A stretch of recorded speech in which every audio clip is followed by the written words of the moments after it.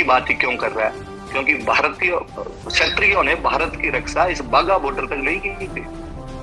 ये बाघा बॉर्डर तक की तो बाद में सीमाएं 47 के अंदर निर्धारित की गई है। ये सीमाएं हमारे लिए अटक तक हुआ करती थी, हम वहां तक भारत को माना करते थे। हिंदुस्तान तब तक नहीं जब तक उसके अंदर अटक नहीं है। सीमा अटक से कटक तक की जाती है। तो उस व्यक्ति ने, उस केसरी सिंह जोधा ने बादशाह के खिलाफ बगावत की थी, लेकिन अमर सिंह जी उनको अपने साथ में ले गए। अमर सिंह जी ने उनको कहा कि नहीं, तुम मेरे साथ चलो और तुम मेरे साथ में चलकर वहां पे रहो, कोई दिक्कत नहीं। राजस्थान में इतने लोकनाट्य खेले जाते हैं, ख्याल होता है राजस्थान के अंदर, उजामणी ख्याल बहुत फेमस है, रम्मत होती है जैसलमेर और बीकानेर के अंदर, फड़ गाई जाती है, हम अक्सर बाबूजी के फड़ के बारे में जानते हैं। मेवाड़ के भील आज भी गौरी गा रहे हैं, भीलवाड़ा में स्वांग किया जाता है। मुझे एक ऐसी चीज बताइए, एक ऐसा लोकनाट्य बताइए जिसमें अमर सिंह राठौड़ नहीं है। ये अपने आप में इतिहास के लिए जानने का विषय है कि एक व्यक्ति के बारे में पूरा देश इस प्रकार कैसे जान सकता है। बंगाल के योद्धाओं को ऐसा, बंगाल के साहित्यकारों को उस योद्धा में ऐसा क्या नजर आ रहा था कि उन्होंने उस पर किताबें लिखी है, कि आज भी उसके गीत गाए जाते हैं। Amar Singh beyond the boundary है, वो सीमाओं को पार करने वाला व्यक्तित्व है। मैं उन चारण कवियों के प्रति भी कृतज्ञ महसूस करता हूँ। उन लूणकरण, महड़ू, नरहरदास, बारठ, नाथा, सांधु, जोगीदास, कुमारिया, जिन तमाम लोगों ने अमर सिंह जी पर दोहे लिखे, अमर सिंह जी को अमर कर दिया था। हालांकि उसके अमरत्व के लिए शायद जनवाणी अपने आप में खूब सारी होती, वही पर्याप्त रहती, जनता जन जन तक इस बात को पहुंचा देती, लेकिन फिर भी वो कवि हमेशा प्रातःस्मरणीय रहेंगे जिन्होंने उस समय उन योद्धाओं के बारे में ये सब लिखा था, ये सब उन्होंने उनके बारे के अंदर बताया था। अमर सिंह जी का कैरेक्टर अपने जब और देखते हैं, बल्लू जी चंपावत वाली बात है, मैं बल्लू जी चंपावत वाली बात को जब आगे बढ़ाता हूँ तो बल्लू जी चंपावत वही व्यक्ति है, मैं केवल एक लाइन कहना चाहूंगा उनके बारे में, जिनके लिए कहा जाता है कि उन्होंने अपने जीवन के अंदर 2 युद्ध कर लिए थे। कि वो जगत सिंह जी ने उनको घोड़ा दिया था, तब वो मेवाड़ की तरफ से रहा करते थे, और बाद में राज सिंह जी जब देबारी के नाके में औरंगजेब के खिलाफ लड़ रहे थे, मेवाड़ और मारवाड़ की संयुक्त सेनाएं औरंगजेब का सामना कर रही थी, तब तक बल्लू जी स्वर्गवासी हो चुके थे।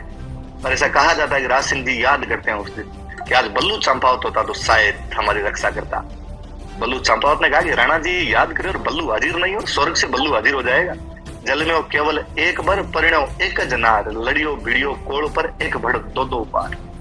एक व्यक्ति अपने कोल पर 2-2 बार लड़ गया था और राणा जी को कह के गया था कि राणा जी जब जरूरत पड़े तब मुझे बुला लेना। वो बल्लू जिसकी अमर सिंह से बनती नहीं थी, उसके बावजूद अमर सिंह की लाश लेने के लिए चला गया था।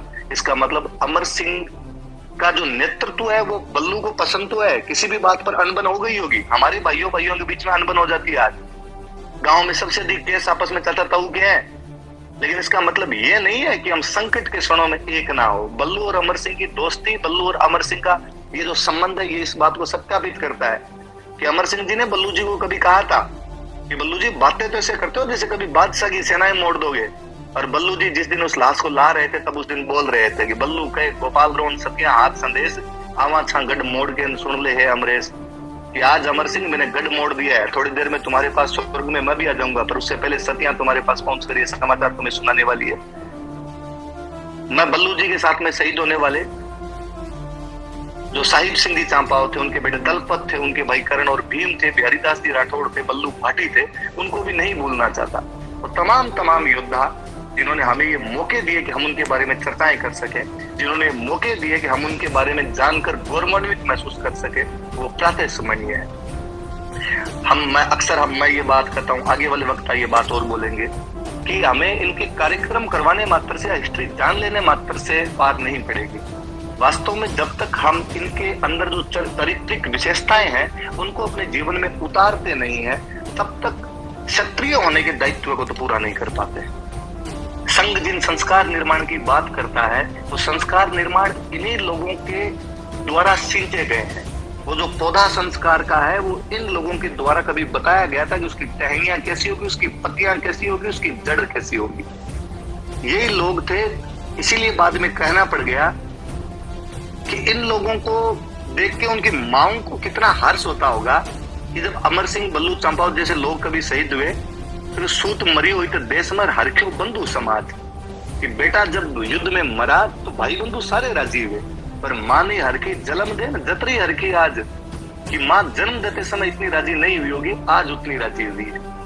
वास्तव में माओं को यदि राजी करना है तो हमें उनके वो जो गुण थे उनको अपने चरित्र में उतारने पड़ेंगे, वरना फिर कवियों ने कहा ही है कि जन्म सब लेते हैं, 9 महीने माँ को भार तो सब में ही डालते हैं, माँ को भार में तो सब डाल ही देते हैं। वास्तव में उस कोख के कर्ज को पूरा करने वाले कोई व्यक्ति थे तो अमर सिंह जैसे महान व्यक्ति थे। मैं ज्यादा समय नहीं लेना चाहूंगा।